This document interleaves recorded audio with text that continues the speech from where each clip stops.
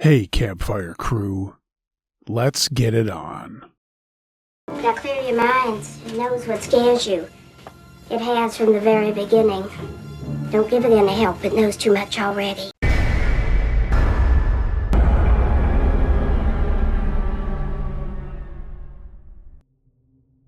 I didn't even want to make the drive home that weekend. Submitted by Mitzi.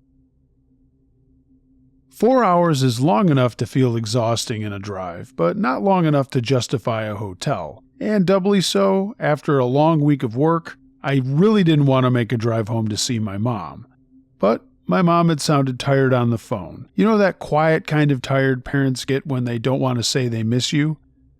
Well, I drove up Friday after work, stayed 2 nights, ate too much, and slept in my old room with the glow-in-the-dark stars still stuck to the ceiling. I knew my mom wanted to see me, and deep down I wanted to see her, even though I had work early on Monday. So I made the drive.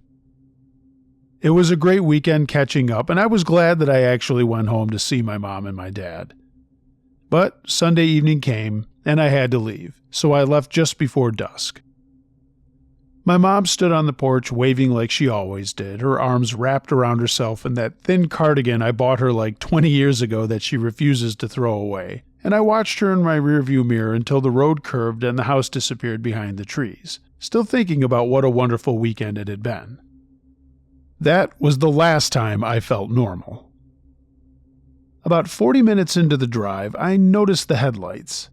Not in a paranoid way, just noticing them. 2 bright white beams behind me in the left lane of the highway.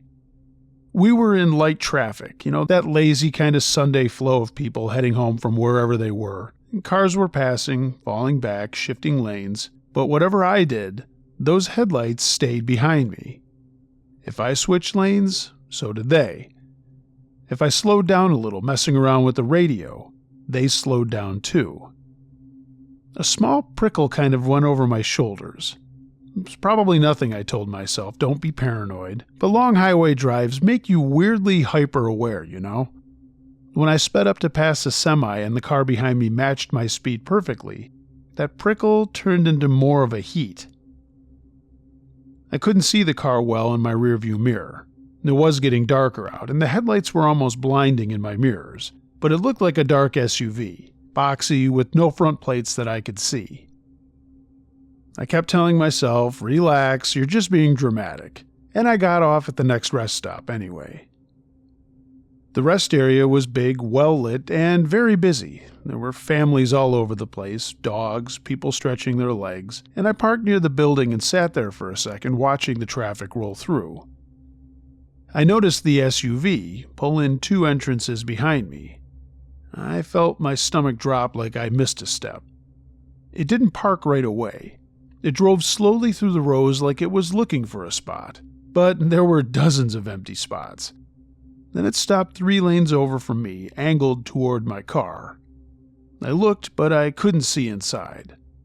I told myself again to relax and just act normal. I grabbed my purse and got out and walked into the building with everyone else, but my legs felt like hollow tubes. I was a little unnerved. Inside, I went straight to the bathroom and locked myself in a stall. My hands were shaking so hard that my keys jingled. I texted my roommate, "If I don't get home in like 4 hours, something is wrong." There was no signal. I looked down at my phone and the message had failed. Right, I'd lost bars about 20 minutes back and I'd forgotten. There was Wi-Fi at the rest stop, but I tried messing around with that but couldn't get it to work. So I stayed inside that stall for almost 10 minutes, and when I came back out of the building, I scanned the lot and the SUV was gone. I actually laughed out loud, but it was a shaky, embarrassed kind of sound. I said to myself, "See, you're just paranoid." So I got back in my car, locked the doors, and pulled out. 2 minutes later, the headlights were behind me again. That's when fear stopped being a thought and turned into a living thing. I didn't get right back on the highway. I saw that there was another road that ran parallel for a while, and I took that back road. It just zoomed along with the highway on one side and farms and long stretches of dark trees on the other. I figured if this person followed me there, I'd know for sure they were following me. And yes, they followed. No other cars, just my taillights and those white eyes behind me. It felt like they were watching me, and every time the road curved, I caught a glimpse of the SUV's shape in the side mirror. It seemed to be staying about 2 car lengths back, never got closer, and never drifted farther away. I looked down at my phone, and it still said no service. I tried calling anyway, but it didn't even ring. I started talking out loud to myself like that was going to help me. Okay, you're fine, just keep driving, there has to be a town coming soon. But the road stretched on, darker and emptier. Cornfields turned into forest, where there were no streetlights, and my headlights cut a narrow tunnel through the blackness, and beyond it seemed as if the world didn't exist. Then, the SUV flashed its brights. Once, then twice, and I almost screamed. The trees gave way and we were back into cornfields and fields, and up ahead I saw saving grace. It looked like an intersection. There was a tiny gas station on the corner, and I saw it and pulled in.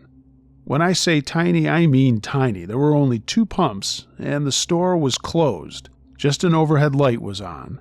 So I parked right under it and then just laid on the horn, hoping that if anyone was inside, they would come out. But no one did. The SUV rolled in slowly and stopped at the entrance to the lot, and we just both kind of sat there. I could see someone in the driver's seat now, but just a silhouette. The head was looking right at me. I grabbed my phone again, and 1 bar flickered and then disappeared. I whispered, "Please," and tried dialing 911, but nothing happened. Then, the SUV reversed, turned around, and drove off. I burst into tears, relief, shock, all those feelings at once. I waited 5 full minutes before pulling back onto the road, and for a while I thought I was in the clear. But 10 minutes later, the headlights were behind me again. I don't remember the other parts of the next hour too clearly. I was running on adrenaline. I do remember running 2 stop signs, and at sometimes was driving well over the speed limit. I took random turns through neighborhoods, hoping to lose this SUV. And all the while, they never tried to pass me, never honked their horn, and never got aggressive. They just stayed back there, like they were waiting. Finally, my phone chimed and jumped to 3 bars, and I almost sobbed with relief. I immediately called 911, and the dispatcher answered. I talked too fast, the words tumbling over each other. I'm being followed, a dark SUV. It's been behind me for like 2 hours. I'm on County Road 6 heading toward Millbridge, and then I kept giving more descriptions of the road before the dispatcher interrupted and said, "Stay on the line, state police are being dispatched." I kept giving directions, landmarks, anything that I could, and I kept checking my mirrors. Finally, after what seemed like forever, red and blue lights exploded in the distance behind the SUV, and I nearly drove off the road in relief. A police car flew up fast, and the SUV slowed. And then it suddenly turned off onto a narrow dirt road I hadn't even noticed driving by. The cruiser swerved after it, and both of them disappeared into the darkness, and I was alone on the road again. The dispatcher stayed with me and told me that another unit was coming up to me and was going to talk to me before escorting me the rest of the way home. And I kept looking in every mirror, expecting those headlights to reappear, but they never did. Sure enough, another state trooper pulled up behind me and I pulled off to the side of the road. He came over to the driver's side window and began asking me all kinds of questions about where I'd been, what happened at the rest stop after I told him I'd stopped there, and where I was headed. I gave him his best description of the SUV as I could, but they already had a tail on it, so that was kind of pointless in my thinking. After another few minutes, the other car pulled up behind that trooper, and both of them began talking. They came over to me and again assured me that they were going to escort me home, but the second state trooper said, "We lost him." Apparently, that back road the driver had taken was an unbelievably hard road to navigate, and the SUV quickly outpaced the trooper's car. He was dismayed that he'd lost them, but I was even more dismayed. This person who had been following me for hours was still out there. The trooper did escort me home, and when we pulled into my driveway, everything looked the same. The porch light was on and everything was still. It gave me a sense of comfort. The officer was cool enough to wait until I went inside before leaving, and I locked every door and every window once I got inside. Then I turned on every light like a scared little kid. I stood in the kitchen shaking for a long time, and then I remembered my purse. I'd left it in the front seat. So I went back to my car to grab it, and as I was opening the door, that's when I saw the piece of paper on my front seat. Folded there, just sitting there, like it was making fun of me. I know it hadn't been there before. I would have noticed it on my drive, and I certainly would have seen it at the gas station, and even at the rest stop, and even when the officer had been with me.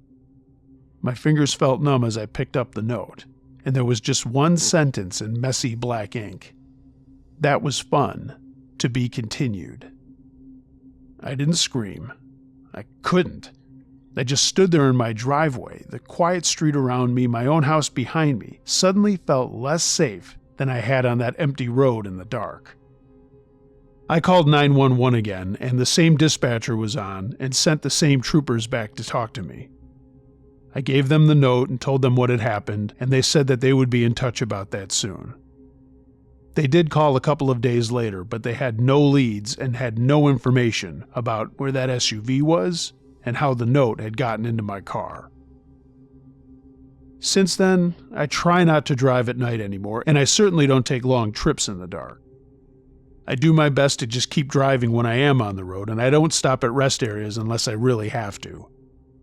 And sometimes when I am driving at night, and the headlights are sitting behind me too long, my chest tightens up so hard I can barely breathe.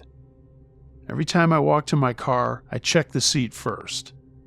I can't say that I completely regret going home to visit my parents that weekend, but I sure as heck wish I had left earlier. Maybe I would have avoided all of this drama.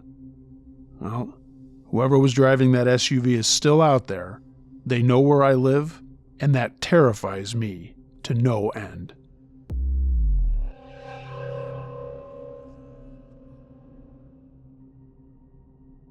The Chase, submitted by Cannondale Dan.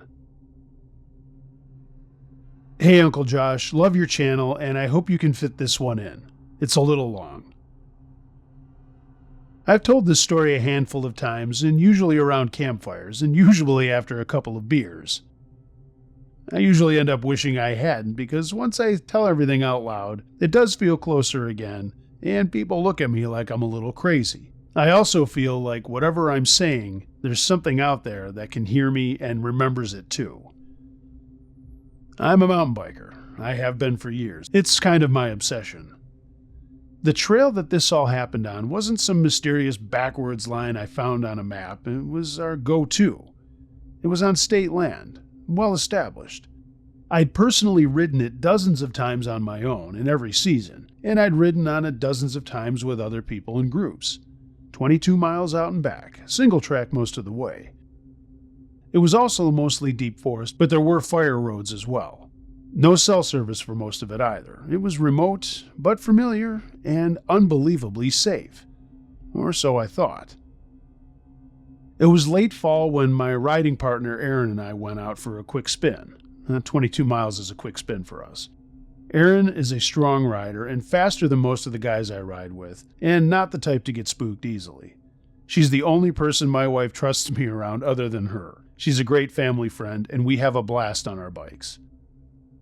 We parked at the empty trailhead just after sunrise, and there was no one else out there, which wasn't unusual. The trail didn't get tons of traffic, and it was pretty early on a fall morning. We were taking advantage of everything. The first half of the ride was perfect. Quiet, crisp, that kind of ride where everything just feels smooth and automatic. Our tires were humming over the dirt, the suspension was working perfectly beneath us, excellent obstacles, and just a massively great ride. While I do love riding in the fall, the forest always seems kind of dead in the late season, Not as many birds, there's no insects, and most of the leaves have fallen down, so it's just tall trees and long sight lines through bare branches. But there's beauty in that as well. We reached the halfway point, a fallen log we always used as our turnaround spot, so we stopped to grab a Cliff Bar and drink some water. And that's when we both heard it. This grunt. like low and wet, like someone forcing air through their throat. I froze with my water bottle halfway to my mouth, and Erin noticed immediately and spit out the hose of her Camelback. "You heard that, right?" she asked. Before I could answer, it came again. This time, a little bit longer, almost like it was something that was frustrated. Immediately, I thought, well, it's got to be a pretty big buck around here, and maybe that wasn't a good idea to just stay here and not move. But I scanned the trees, thinking, hey, maybe it's even a bear. But it didn't sound like either a buck or a bear. I mean, bears huff, they snort, and so do bucks. This thing had a rhythm to it. It seemed like it was a cadence, a little bit controlled. Then something seemed to answer the noise that we heard. This was a howl, long and wrong, as I've always said. It wasn't a wolf. We don't have wolves around here in upstate New York. And it wasn't a coyote either. This cracked at the end like something screaming without knowing how to finish a scream. As I said, Erin doesn't scare easy, and even her face looked a little pale. "Okay," she said, forcing a laugh. "That's a new sound for the woods." So we stood there for a second listening, and everything felt tense, like the entire forest was holding its breath. We listened for any other movement, and there was none. There wasn't any wind, just those sounds drifting from somewhere off the trail. Finally, I said, "Look, it's probably just animals. We should get going." So we clipped in and started riding back. What I noticed, though, was these sounds were staying with us. The grunts came intermittently, sometimes close, sometimes far, as if whatever it was couldn't decide where it wanted to be. Then we heard branches snapping, and like heavy snaps, not the quick crack of a deer bolting through the woods. These were slow and deliberate breaks of branches. I glanced back at Erin. She wasn't far behind me, jaws clenched and eyes fixed right at me. And that's when we heard the footsteps. Yeah, they were that loud we could hear them over us riding on the trail. These footsteps were not on the trail. They were off to the side, and they were keeping pace with us. If you don't know what single track is exactly what it says. It's a single track that's narrow that winds through the trees and around any other obstacles that are out there. Sure, you might be able to ride two across, but usually you can't, and that's why it's called single track.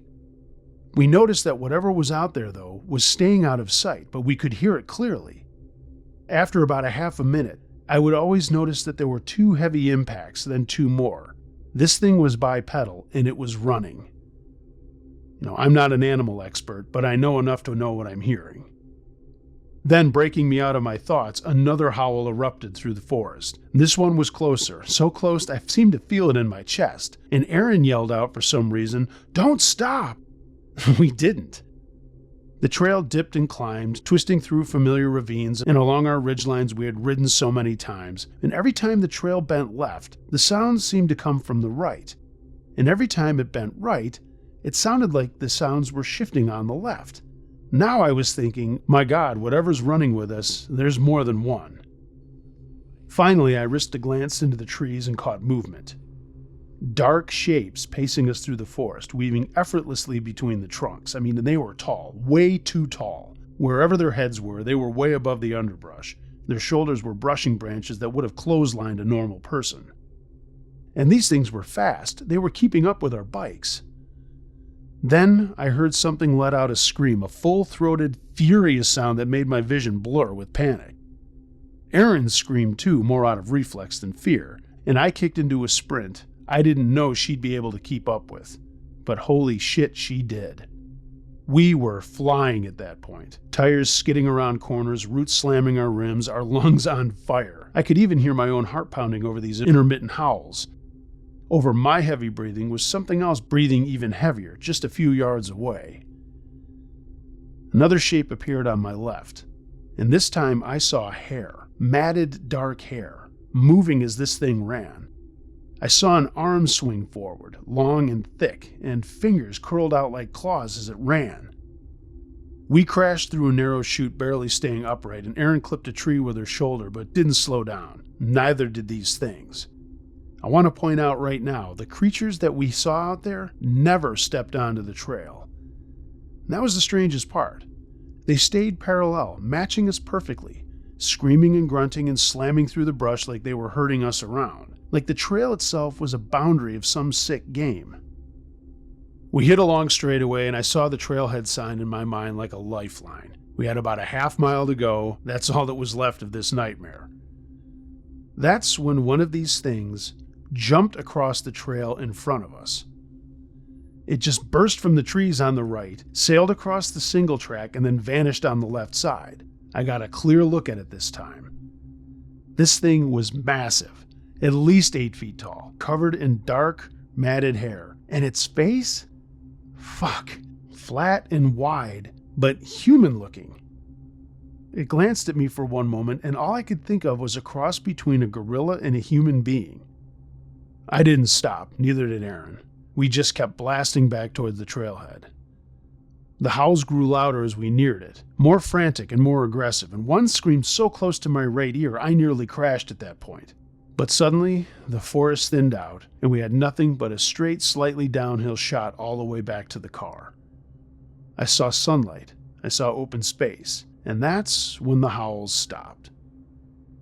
We burst out of those woods, flew down to the parking lot, skidded on the gravel, dumped our bikes, and jumped into my car. I fumbled for the keys twice before getting the door open, and Erin dove inside, slamming her door shut. We watched the edge of the trees, and there was nothing. We waited for a half an hour, not saying a word to one another, just staring at the tree line. I said, "I'm going to get out and load up the bikes on the Thule," and she said, "Okay." We both got out, grabbed our bikes, fastened them to the roof rack, and jumped back into the car, locking the doors. I looked up at the edge of the trees one more time, and there they stood. 3 of these things, tall, still, and watching us. They didn't really move or do anything before slowly kind of melting back into the forest. Now that I think about it, it's like that scene in The Simpsons where Homer's bothering Ned and comes out of the hedge and then walks back into the hedge. If you don't know what I mean, look it up. But that's what this was like. I put my Subaru in reverse and screamed out of that parking lot, throwing the gravel everywhere. Oh, by the way, we noticed there was no one else in the parking lot either. We had been the only 2 out there that morning. We never reported it to anybody. I did make some phone calls to the state police, the sheriffs, and the conservation folks to see if there was anything we should be concerned about out there, but none of them had any idea what we were talking about and said, no, there's no reports of anything strange, just the normal forest animals. And to be careful because hunting season was starting soon. State land, guys are allowed to shoot. But I'm just left with this. I have no idea what was out there. Bigfoot, Sasquatch? Yeah, I suppose. I never really considered those things real, and I guess if that's what that was, then that's what that was. To end this extremely long story, I did go back out there last summer, and I did see an old section marker that I'd never seen before, kind of near the log turnaround that I mentioned before. It was old and rusted, lying in the long grass. It said, "Restricted Access Wildlife Research Area."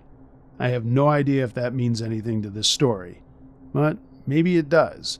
Maybe somebody else did know something was out there that they didn't want us poking around with. And maybe all of our mountain biking and hiking and horseback riding was stirring up something that others didn't want us stirring up. Who knows?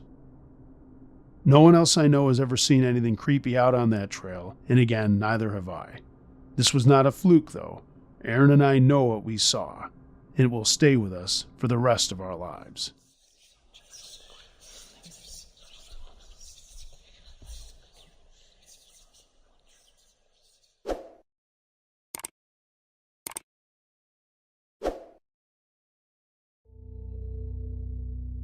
Hey gang, thanks for listening to this episode. If you have a true scary story of any nature that you'd like me to narrate, email it to unclejosh.truescarystories@gmail.com. I read them all. If you're catching this on YouTube and you like what you heard and saw, why not give the video a thumbs up, share it with a friend, leave a comment. I'd love to know what you thought of the stories. It's all free and it all helps out with the algorithms, so I appreciate it. Follow me on social media, and if you'd like to take your support a step further, find a link to my Patreon page in the description, and consider getting some Uncle Josh and Campfire Crew merchandise. A link to my TeePublic storefront is also in the description. Everyone, be excellent to each other, And until next time, be wary of things that go bump in the night. It could be anything: a ghost, a monster, or the guy next door.